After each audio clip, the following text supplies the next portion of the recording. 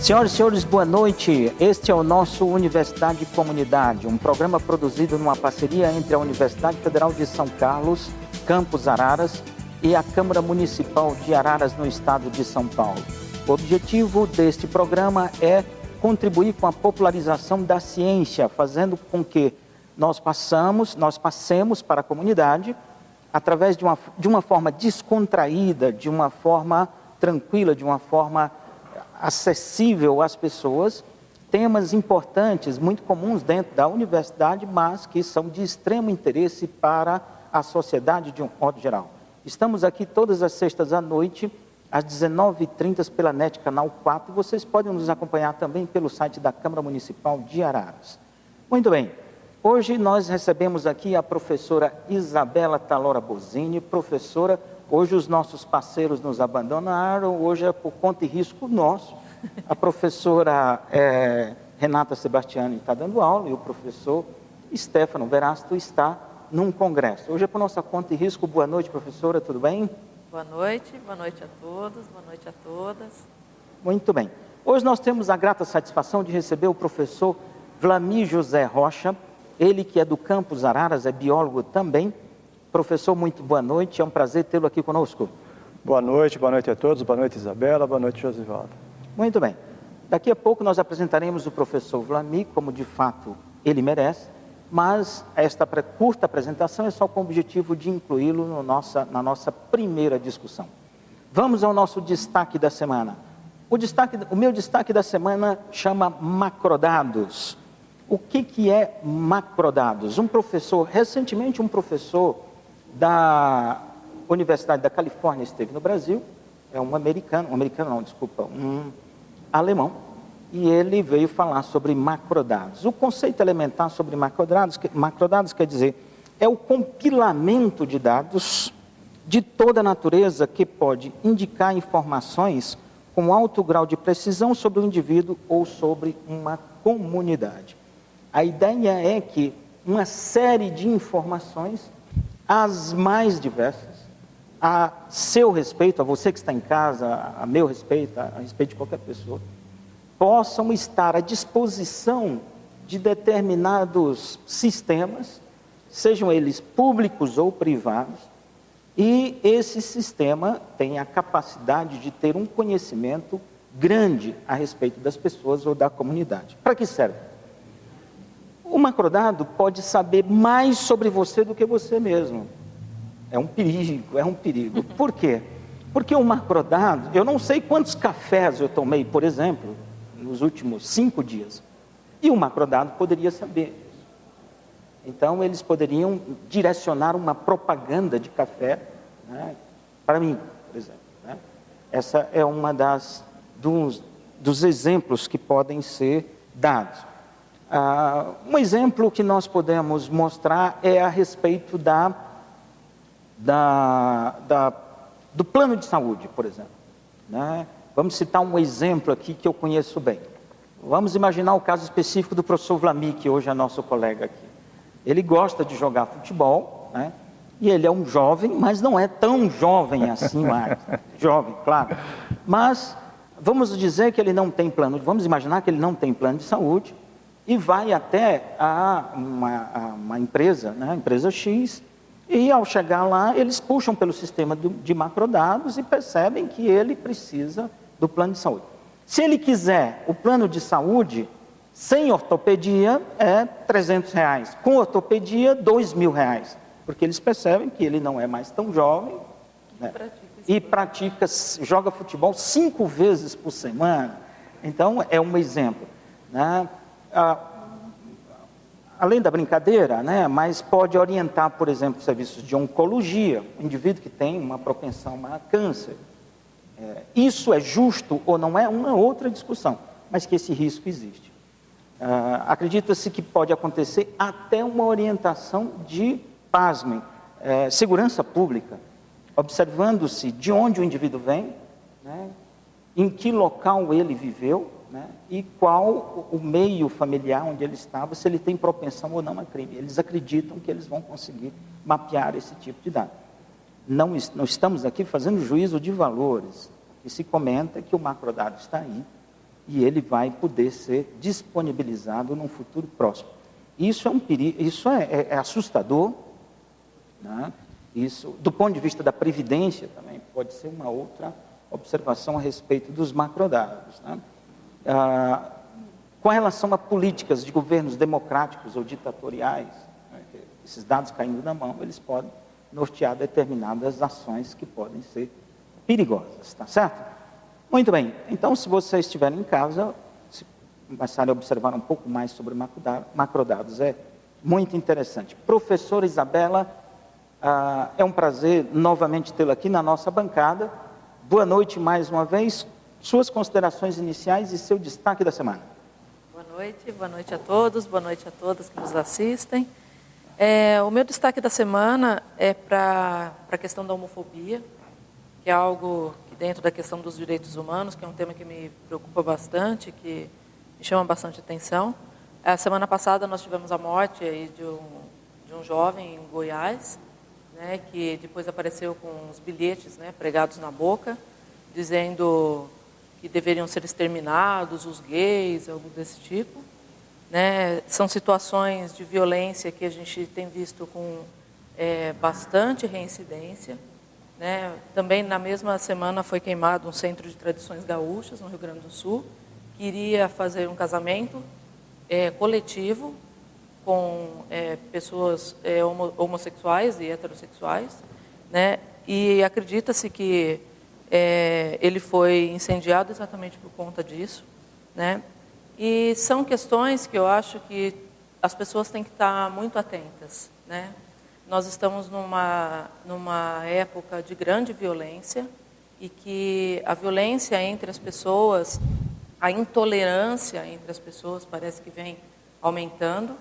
E o que me assusta bastante é a gente ter meios de comunicação, né, incitando a violência muitas vezes, né? Inclusive líderes religiosos incitando essa violência e pregando que se deve exterminar esse tipo de pessoa, né, como se fosse um tipo específico de pessoa que não deveria estar vivendo no mesmo local que as outras, né? Isso é algo que me deixa bastante preocupada e bastante indignada, né?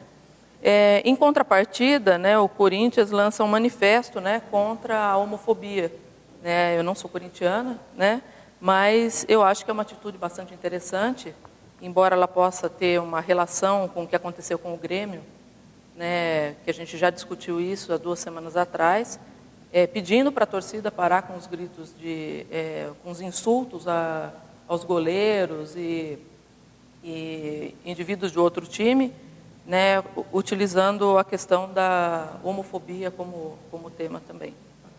Então, acho que é uma questão que a gente deve debater, que deve ser discutida em casa, porque não é uma questão de gostar ou não das pessoas e concordar ou não com a opção sexual delas, e sim uma questão de respeito.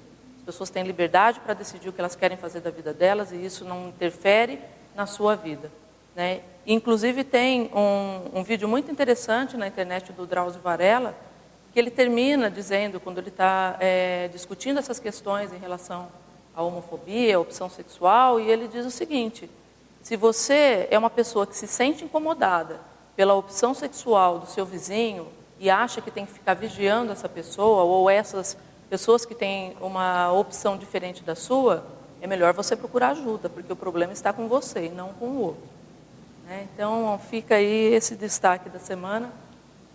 Esse é um destaque muito interessante por conta de se tratar de um processo, né? Tem que ser combatido quase que diariamente esse tipo de problema. Homofobia e racismo, nós temos que estar na berlinda, né, evitando não, né, esclarecendo, pedindo para as pessoas que estão em casa, com suas famílias, né? Porque no berço da família, se você discute junto com seus filhos, eles serão cidadãos que ajudarão nesse processo, porque esse é um processo demorado, né? Avança, mas não avança a passos largos como gostaria, né? A atitude do Corinthians é louvável, que é a 2ª maior torcida do país, né?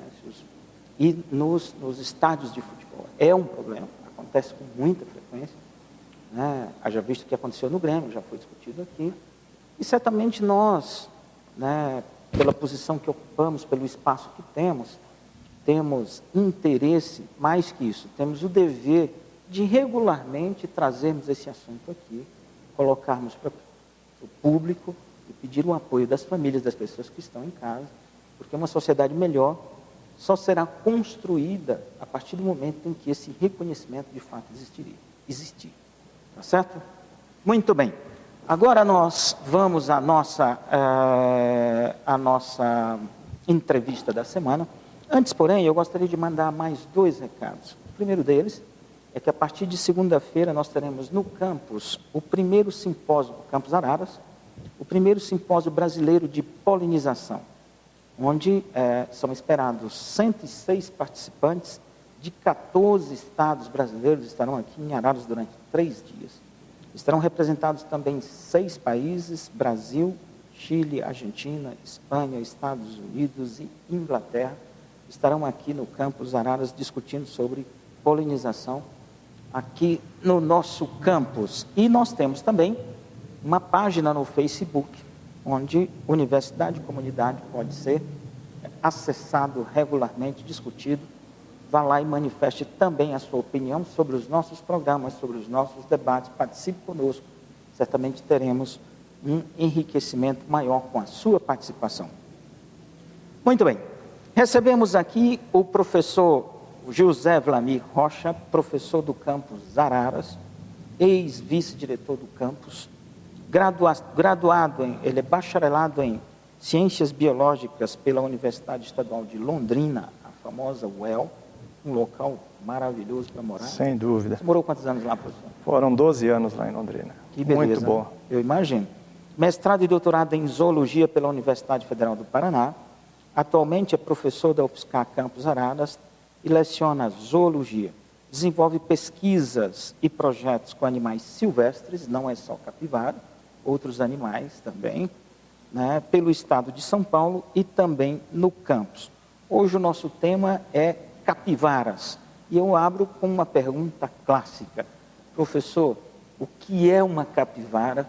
Por que tantas e tão polêmicas, professor? Bom, boa pergunta, Josivaldo. E vamos à resposta, né?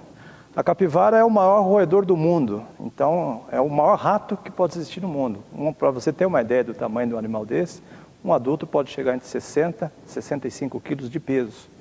Então, por isso, considerado o maior roedor do mundo, né? Então, parente da família dos ratos, dos roedores.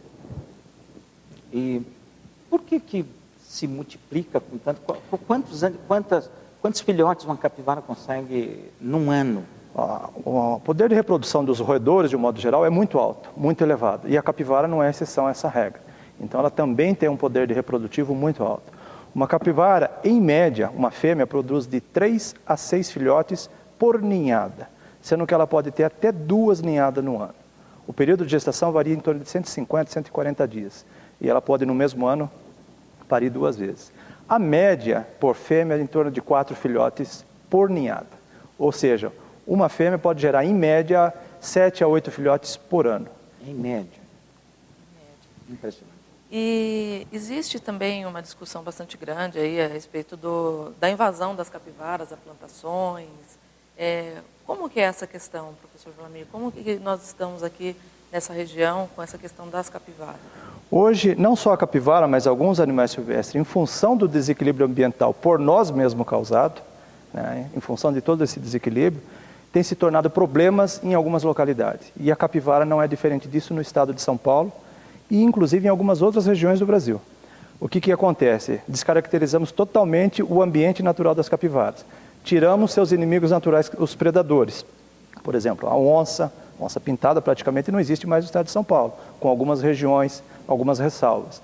Mas hoje em dia esses predadores são, ou não existem, ou eles estão em pequenas populações. Ainda é possível encontrarmos onça parda na região de Araras, mas em pequenas populações, e não dá conta de predar os animais.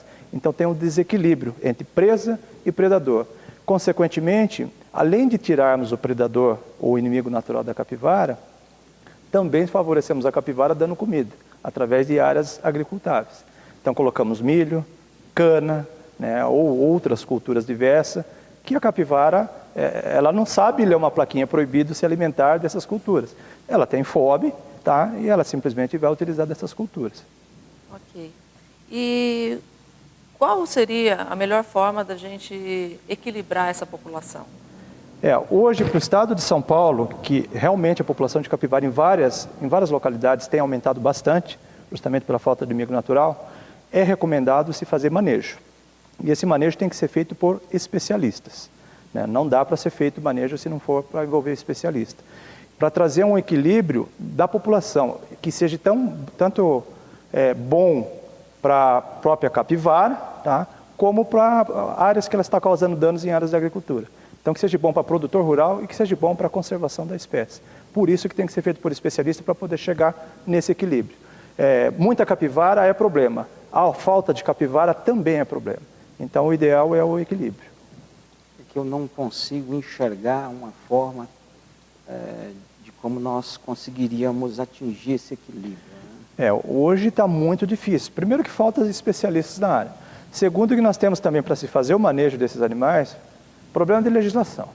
Tá? Hoje a capivara é um animal silvestre, por isso ela é protegida por lei, como qualquer outro animal silvestre, inclusive como as espécies ameaçadas. É crime hediondo matar uma capivara? É crime ambiental. Ambiental. É um crime ambiental você matar qualquer animal silvestre. Isso. Seja ele que tenha superpopulação, seja ele raro. O crime é o mesmo. Então é importante frisar bem a população que não se pode sair matando capivara. É crime ambiental, com multa, tá, sujeito a R$50 até R$5 milhões. Tá? A multa está sujeita. E reclusão. Se for condenado, pode ficar preso por crime ambiental. Professor Valamir, os corredores de fauna seriam uma boa saída para isso? Como é que está a situação? O senhor tem uma ideia de como é que está a situação? Sem dúvida, o que precisa ser feito é justamente uma das possibilidades a longo prazo, é a recuperação do ambiente natural. Por que recuperar o ambiente natural? Para que os inimigos naturais também permeiem nessas áreas.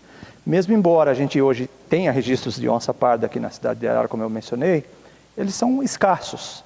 Então, se a implantação de corredores ecológicos a longo prazo, sem dúvida, vai favorecer com que esses inimigos naturais possam permear e trazer um equilíbrio maior à população de capivara. Outra coisa que a gente tem percebido nos estudos é que áreas abertas, que é o caso de áreas agricultáveis normalmente, favorece essa proliferação. Quando se faz a restauração de áreas, né, ou a implantação de corredores, existe uma tendência, falta ainda bastante dados para confirmar isso, mas a gente tem visto uma tendência de que a população de capivara tende a se equilibrar. Então, hoje, no nosso campus, tem várias áreas que estão em processo de restauração. Então, o que a gente espera, observando isso a médio e longo prazo, que a população de capivaras do campus, isso sem interferência, sem o manejo, só com a restauração das áreas verdes, só com a restauração dos corredores, que isso deva trazer também um certo equilíbrio, uma vez que ela tem preferências por hábitats abertos. Eu costumo frisar o seguinte, que todos têm inimigos naturais. Nós, até os seres humanos, temos inimigos naturais. Nosso inimigo natural é o bolso. Né? Quer dizer, eu não tenho 5 filhos, 6 filhos, 7, por quê? Não dá para criar, então... E a capivara, conforme está sendo frisado aqui, ela está, pelo menos momentaneamente, ou por uma questão muito... sem esse inimigo natural. Você poderia citar quais são alguns desses inimigos naturais? Sim, nós temos aqui, inclusive com registro para a região, mas com populações baixíssimas. A onça-parda, que permeia na nossa região, né? Lobo-guará, que pode predar filhotes, mas adultos ele não consegue predar. Alguns pequenos felinos, como jaguatirica, gato do mato. No nosso próprio campus já foi observado um gato do mato predar um filhotinho de capivara, sair com ele na boca e levar para a mata. Então, os inimigos naturais, eles estão presentes, mas não dá conta da taxa reprodutiva de capivara, ou seja, tem muita capivara para pouco inimigo natural. Jacaré também? Jacaré, eventualmente, preda também, principalmente filhotes. No Pantanal, é comum a gente encontrar capivaras faltando parte da mão ou parte da pata, porque o jacaré arrancou. Na nossa região, a população de jacaré é baixíssima, mesmo embora temos presente na região do Campos e na região de Araras, o jacaré do papo amarelo, mas uma espécie ameaçadíssima de extinção, também com população baixa. Então, apesar de ser um inimigo natural de capivara, falta jacaré. Está faltando justamente por causa desse desequilíbrio, né? Se existe, nós vamos entrar agora num tema mais polêmico ainda, que eu peço à professora Isabela que depois que puxe, mas existe algum risco para a população, né, por conta da transmissão de doenças, né? Por que os órgãos responsáveis não autorizam o controle? Qual o impedimento disso, tendo em vista que nós sabemos, por exemplo, que aqui em Araras, esse ano mesmo, nós tivemos registro de óbito, né? Eu não estou dizendo que foi a capivara, mas existe uma correlação. E por que os órgãos competentes não autorizam? Eu acho que é importante você chamar atenção para isso, porque primeiro que existem órgãos em diferentes instâncias, órgãos federais e órgãos estaduais. Às vezes não existe tanta concordância entre esses órgãos. E isso tudo reflete no manejo. Até para nós, pesquisadores, conseguir uma autorização, para fazer o estudo de pesquisa, é uma burocracia imensa, só para fazer pesquisa. Imagine para se fazer um controle, se propor. Hoje, mesmo embora esteja caminhando numa direção de aceitar e os órgãos conversar, tanto órgãos federais como órgãos estaduais, a respeito do problema da capivara, hoje parece que está caminhando uma tendência de melhorar e breve talvez tenhamos notícias boas de métodos de controle de capivara. Hoje, em teste, existem alguns. Um deles é a castração de machos e fêmeas ou a vasectomização de machos dominantes. Com isso, você não elimina a capivara, mas você controla a população de capivaras. Então, hoje, esse é um método que está sendo usado, inclusive, recentemente, por um colega nosso da USP, aqui próximo, em Piracicaba, na Exalc, testou a castração. E os resultados ainda são recentes, mas parece que vem dando bom resultado no controle populacional desses animais. A proposta nesse método não é castrar 100% das capivaras, porque eliminaríamos as capivaras, a qual também tem seu papel ecológico importante. Mas pelo menos fazer com que a população diminua, e você castrando a maioria dos indivíduos. E aí esse processo, quer dizer, de tempo em tempo tem que se fazer manejo. Como se faz com gado, com qualquer outro tipo de criação de animal doméstico, animais silvestres, em algumas situações, precisa de tempo em tempo ser feito o manejo. E a capivara entraria num caso como esse. De tempo em tempo a população cresce e faz-se a intervenção. Isso pensando em controle populacional de capivaras sadias. Você mencionou o problema da febre maculosa. A febre maculosa é uma doença transmitida por bactérias, do gênero Rickettsia, que está presente no carrapato. O carrapato é o principal agente transmissor. O problema capivara e carrapato, às vezes erroneamente visto pela população, é que todo mundo imagina, se tem capivara porque tem febre maculosa. Isso não é uma verdade absoluta. A capivara ela faz parte do problema, mas ela não é o único problema. O problema maior é o carrapato. E o carrapato ele está presente tanto em capivara, como no cachorro, como no gado, como no cavalo.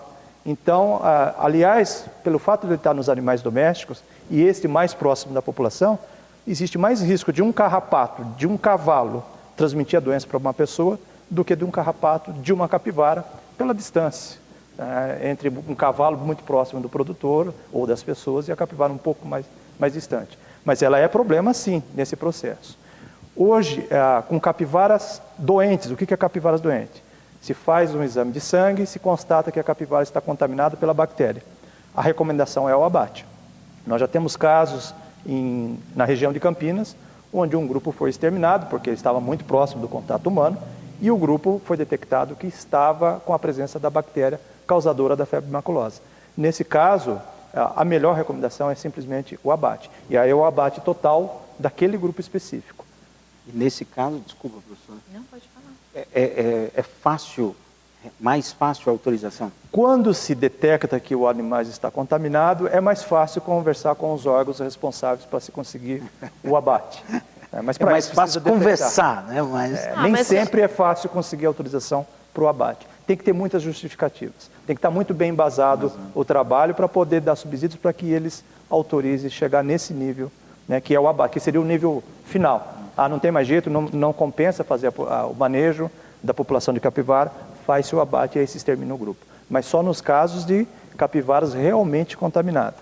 E a capivara também fica doente com a febre maculosa. Ela tem alguns sintomas e a capivara ela atua como um amplificador da doença. O que é um amplificador? Diferente de um vetor. Só para ter um exemplo, um vetor funciona como, por exemplo, uma barata. Ela passa no esgoto, ela leva uma bactéria de um lugar para o outro, ela leva, através das patas dela, ela leva para o alimento, então ela atua como vetor. A capivara não, a capivara ela acaba também sentindo e ficando doente, as bactérias se proliferam no organismo da capivara, e aí se vir um outro carrapato sadio e chupar a capivara contaminada, ele acaba disseminando. Então, nesse caso, a capivara funciona como um amplificador de bactérias. Então, ela é um problema. Duas coisas que eu queria comentar. Primeiro é que eu concordo com a forma que os órgãos ambientais têm tratado o problema. Eu não acho que a solução seja o abate. Eu acho que é uma questão, assim, partir para uma caça, eu acho que é algo extremamente retrógrado a gente olhar essa questão dessa forma. Acredito que fazendo um manejo adequado, como o senhor propõe, essa questão de fazer vasectomia, ele tem um resultado muito bom e não é tão a longo prazo, né? Porque a gente já vê, querendo ou não, alguns na cadeia vão se perdendo mesmo, né? Alguns indivíduos vão morrendo, natural, processo natural. E também essa questão do carrapato. O senhor sabe, existe alguma forma da gente controlar, então, ao invés de ficar tão preocupado em querer controlar a capivara, porque a gente não incide em controlar os carrapatos? Controlar carrapato no ambiente natural é muito difícil. Existem vários produtos químicos e várias tentativas, mas até agora nenhum 100% eficaz. Até mesmo para o nosso campus, eu tentei controlar os carrapatos através do controle de produtos aplicados na capivara. Nós testamos ivermectina nas capivaras, com a ideia para ver se, ao deixar a capivara sem os carrapatos, se isso poderia refletir no ambiente num prazo de 1 a 2 anos. Não se obteve sucesso. Então, ivermectina não controla carrapatos em capivaras, consequentemente, não reflete no ambiente natural. Então, é muito difícil o controle. Em alguns lugares, ermos do Brasil, se usa fogo, uma técnica de controle de fogo em pastagem para controle de carrapato. Mas é uma técnica arcaica, né? Não seria a técnica mais adequada para a nossa região. Os efeitos colaterais seriam fora até os piores. Efeitos que a gente está na região, ambiente, né? Já com ambiente com cana, incêndio em cana, então não é o mais adequado para a nossa região. E quando eu mencionei o abate, não seria o abate pela caça. Aliás, eu também o brasileiro não tem a cultura da caça, ele não se deve liberar caça para o brasileiro. Nós estamos anos-luz de se conseguir entender, de fazer manejo pela caça, mesmo embora ocorra em alguns países e é um meio de manejo. Tá? Mas nesses países existe toda uma regulamentação, órgãos realmente exigentes e que acompanha, e lá funciona a caça. Aqui no Brasil, se a gente liberar a caça para o abate de qualquer animal que seja, vai ser um fiasco, um desastre. Temerável. Então, por isso que eu falo o abate de animais contaminados, e tem que ser esse mesmo caso, em função de eles estarem contaminados, mas seria o abate por especialista e abate controlado. Seria o abate que nós chamamos de abate humanitário. Né? Então, o animal seria abatido sem dor, processo de anestesia, sedado. Depois cloreto de potássio sedado. Esse é o abate que eu estou me referindo, né? E não o abate por caça. Não sou contra a caça, mas no Brasil não é o momento de liberar a caça. Só nos países que eu falei que existe realmente órgãos que fiscalizam. É um tema extremamente polêmico, controverso, poderíamos ficar bem mais tempo aqui, mas o que eu lamento é um pouco da burocracia, que foi citado aqui. É um problema que nós vivemos e que precisava andar com mais celeridade. Eu não estou falando da pesquisa em si, que é algo, tem o seu tempo, mas que haveria necessidade de se chegar a um bom termo para que nós possamos ter soluções, porque ano a ano nós temos visto que o problema tem, na verdade, ampliado. Né? Principalmente aqui no estado de São Paulo, nós conhecemos bem, isso tem sido um pouco, tem sido gritante. O nosso objetivo aqui é prestar um esclarecimento maior para as pessoas da comunidade como um todo a respeito do tema. Professor Vlamir, deixamos o espaço aberto para suas considerações finais, por favor. Eu queria agradecer a oportunidade que vocês nos proporcionaram de poder estar levando para a comunidade um pouco de informação de capivaras e deixar claro que nesse tema a capivara não é o problema, ela faz parte de um problema maior junto com outros animais silvestres e animais domésticos principalmente, para tirar aquela ideia da população, tem capivara, então temos que eliminar a capivara porque eu vou ficar doente por causa da febre maculosa. Não, ela faz parte de um problema, é um problema que tem que ser resolvido, como você mencionou, mas não é o principal. Então é importante que se incentive os órgãos competentes a poder liberar mais fácil até a própria pesquisa, para que a gente possa chegar em sistemas de manejo mais apropriado para esses animais aí. Muito bem. Nós agradecemos mais uma vez a presença do professor José Vlamir Rocha, muito obrigado. Ele trabalha com morcegos também. E já fica o convite aqui para, numa outra oportunidade, ele vir falar sobre morcegos para nós, que é um tema também um tanto interessante para a comunidade. Morcegos e a raiva é um tema bem interessante. A gente pode... Você trabalha com a raiva também? Especificamente porque eu associado morcego e a raiva, aí a gente pode raiva, desculpa. a raiva, né? A raiva. Causada pelo vírus, né? Isso, então a gente pode estar vindo conversar com vocês. Tá, joia. Muito obrigado mais uma vez. Professora Isabela, prazer tê-la aqui conosco. Boa noite. Boa noite, obrigado. É isso aí. Chegamos ao fim de mais uma Universidade e Comunidade. Nos encontramos novamente na próxima sexta-feira. Tchau para vocês.